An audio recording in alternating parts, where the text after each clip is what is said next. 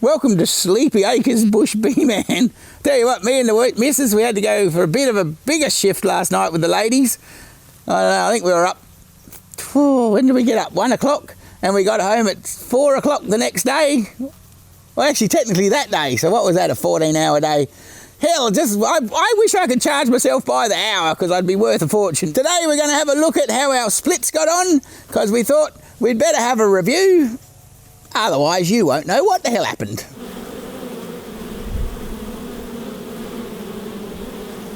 Now, I've been talking to an old beekeeper friend of mine who's done this job forever. Hell, he's, what is he, 89 or something, which he looks like he's 70, but he's pretty cool. Anyway, he told me that if you're going to put your hessian together, well, I've got 2 pieces of hessian, but you're going to roll them up and you want 2 circles. You don't want one big circle, he says to me. Don't do that, lad. Don't bloody make a big circle. Make 2 bits and then it'll draw better and it'll spurn up and smoke a lot better. So I'm just passing along a piece of wisdom that was passed to me over a whole lifetime. Right, so we'll get ourselves a bit of a fire state. I've moved on to these blooming... What is this thing? It was a Red Devil or something. Anyway, I've moved on to these little handheld flamethrowers. I reckon they're bloody awesome for lighting your smoker. Better than a bloody box of matches anyway. The awkward part I've found is they're meant to be refillable, but golly gosh, that's a challenging exercise. You get it filled up with gas, and then the silly bloody sparker dies in the arse. So I don't know. Then you how the hell do you get it out of there if it won't burn? You can't. So hell, they're cheap anyway. So it's just as well just to get a new one, I think sometimes. These bloody things now are a bit like my glasses. I got them laying around everywhere. Well, that looks like it's getting along pretty nicely. We'll pop our lid on. Let's go and see if we had a success. The main thing about after you've done a split, you want to make sure that your little virgin's got home safe and sound and is laying something, doing the right thing. Just to clarify, the queen's got to fly out of the hive and go to a mating site and fly back again after she's been mated.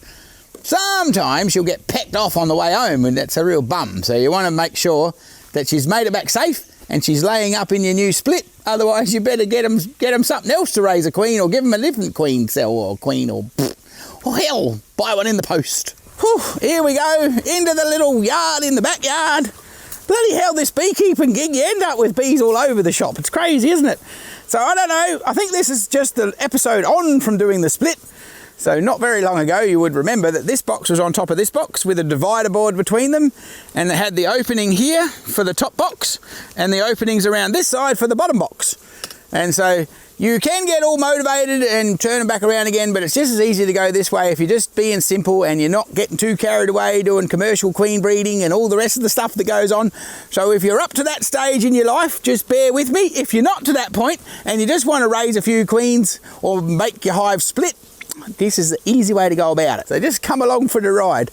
Don't bloody breed bees that are assholes. Just number one, okay? Just don't do it. It's just annoying because you just get down the road and you have 10 boxes of angry bees instead of 1. So pick some nice ones that you're going to split and just go with that. It's much more fun. So now these ladies, because you can see they're still orientating to the box because I've only just moved them, which is a pity because the lad was busy and I got all excited and I've broken every rule of bloody filmmaking. Apparently I've jolly well moved forward without you coming along. But anyway, we put a base on our top box and we've sat it over here, and the girls that were orientating to there are flying into here, and it's all good. And we've got the original box back here, so they've got an opening at the back.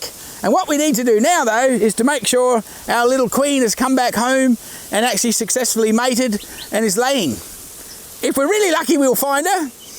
And that's the game plan. But ultimately, if you're just doing this and it's early on, it's about, where are we? We'd be 3 weeks in. You want to be roughly around about there to make sure you want to check back. Make sure you got some larvae going on. If you're really lucky, you'll get to see your queen. If you don't get to see any larvae, you got to ring that alarm bell and go, holy shit, and give them something else to make a new queen, because she's obviously got pecked off by a crow on the way home. Now, I always thought it was a reasonable indication that you had a queen going along doing quite well was when the ladies were bringing pollen back.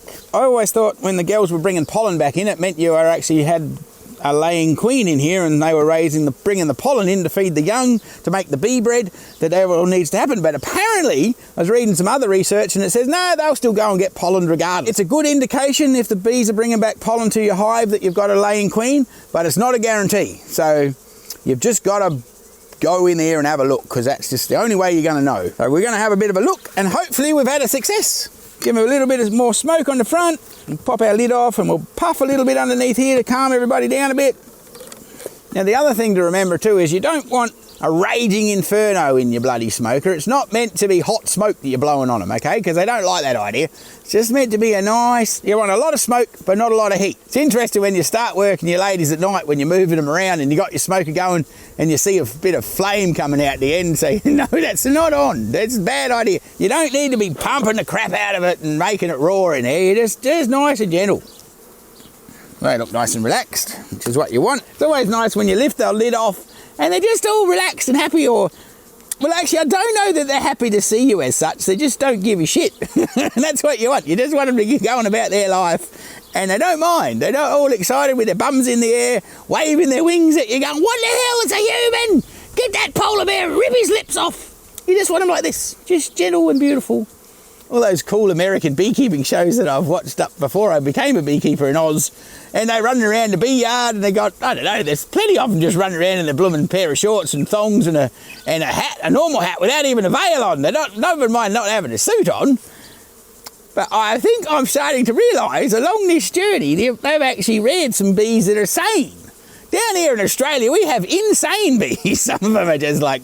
Anyway, so it's interesting the difference that you find after you've done this for a little while, how much you want to be able to wave. Some bees I had in the original formats, if you did that without your glove on, man, well, even with your glove on, you'd end up with white stings. I had an angry bunch the other day. I had a plastic glove on, and my bloody hand got stung so much they'd punctured through the red plastic glove, and the bloody glove would leak when I was rinsing it in the bucket. So I think I put a little cross on that box and said, I think we might give them a new boss. Anyway, sorry, I digress.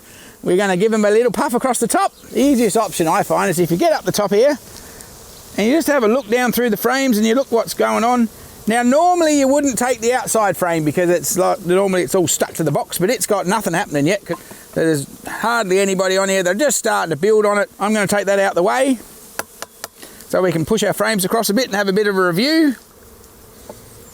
So I'd be pretty happy. I hope she's laying in here because this is a nice population. Right, let's have a little bit of a start. We've got to just push the frames away. Another thing I like about these particular breed of bees, they don't make a whole lot of propolis. I was reading about a research development project. As beekeepers, we're not real keen on propolis because it's a pain in the bum to keep everything tidy and you get all the stuff stuck together. But of course, you know how it goes in agriculture. As soon as you breed something out of a situation, it turns out that propolis is bloody amazing shit for blooming makeup and all sorts of other cool stuff for wound dressings and I don't know, all sorts of other shit. And it's actually worth a fair bit of money. So the poor research officer, she had to breed the propolis bloody thing back into the bees. I thought that was funny as. I'm not sure what she would have thought about having to put them back together that way, but you got to love nature though, don't you? Why is it that with us humans, whenever we play around with it, it turns out we shouldn't have done it? What's that about? It's just weird. Cool, there's someone in here laying, which is good. Which is what we want to see. Obviously, when we made this split, there were some young larvae, and they would have been all capped by now. But she's got some nice young stuff laying around the edge here. She's not real hectic because she's probably only young, but she's definitely laying. Now, this is a little bit older comb capped brood. Older capped brood. I reckon when I first started learning about beekeeping, I wondered what a cat brood was because I thought, what the hell? Because when the pronunciation between countries, I'm pretty sure the bloke was saying cat brood, and I'm thinking, I don't know whether there was too many bloody cats in a bee box, but anyway, turns out he's actually saying cat brood. So apologies for any of my pronunciation that isn't as good as it should be. We couldn't afford that thing that runs along the bottom so you could understand what I was saying. But hopefully you get the general idea. Well, so far, that looks pretty good. I haven't actually seen the boss, but she's definitely near laying somewhere. So I know where she's laying. I haven't seen her. So she's in here somewhere, and she's laying. That's a very involved little bit of controversy, isn't it? Jolly queens, sometimes they're easy to find, and other times they just don't want to be in it. Normally you find them when you're not too fussed about it. That's the general routine. Now she's only got nectar out here, so this is the ladies are just doing a bit of storage. Not so likely to be on the outside frames, but you know what? Well, yep, here we go. She is actually laying the other side of that bit of honey. That's unusual. What are you doing, chick? Where are you? Come out, wherever you are. It's a mystery. It's a mystery of the bee. Oh, that's definitely honey in that one. It's really... Well, boss woman, we didn't find her the first time round, but I'm pretty confident she's in there. But we're going to go back. We're going to go back the other way and have a look for her. One other thing I was interested, we went to a little queen breeding workshop. Anyway, not so long ago, me and the wife. The lecturer was talking about the drones, because obviously when you're breeding queens, you need the boys to breed with the queens, so you have to raise the drones, and you know, basically the only thing a boy bee does is actually mate with the queens. He's pretty bloody useless other than that. But it's interesting because when I go through the bee box, you quite often see a goldy coloured drone and a dark coloured drone and then a bloody grey looking fella, and sometimes he's a bit blooming odd sort of mixture of both. And the go is, the drone is actually an unfertilised egg, so it's only the queen's DNA raising in the drone. So the male bee is just basically the prodigy of the queen.